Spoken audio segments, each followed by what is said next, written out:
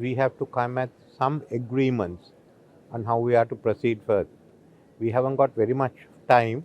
I do not know even whether we are capable of hitting the 2030 target of the peak in carbon emission, but we should now do our best to get there, or at least do it a few years later.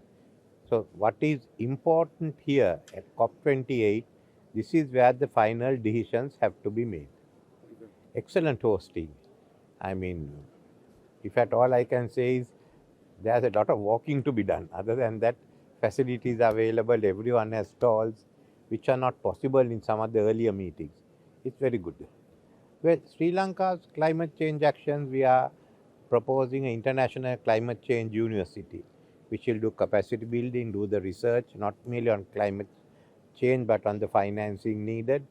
The second issue we are promoting is that of the tropical belt. That is, you take the whole tropical belt and you start reinvesting in reforesting, in restoring the swamps, the grasslands, the mangroves, because it takes in about 40% of the Earth's surface and about by 2030, 50% of the population. So if we do this, then what will happen is that you will create a large sink to absorb the carbon emissions in the world. So what is happening in the outside the tropical belt, yes, we can absorb some of that in here. We have to expand it. That would be done by commercial enterprises, but also we'll need development aid for some of the African countries and the small islands which are in difficulty. But with this, you can also use it to generate renewable energy. A big potential in the forest, in the mangroves, everywhere. So I think this is the way that we should go ahead. Sri Lanka is promoting it. Loss and damage fund is very important, but my concern is that it's only a question of voluntary contributions. So we do not know. I think there must be a specific commitment. You all were generous enough, but I don't think others are going to be that generous. So for the loss and damage fund to succeed, we must decide the amount that is needed and how the commitments are to be made.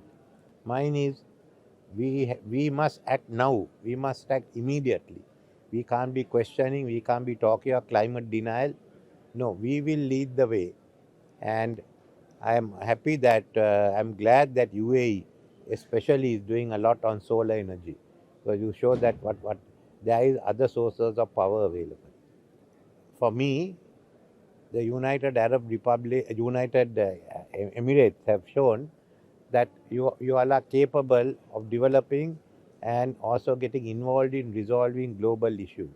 Emirates and Sri Lanka has been at a long relationship, and Emirates especially, we hope that there will be a stronger one both in relation to political affairs as well as economic affairs.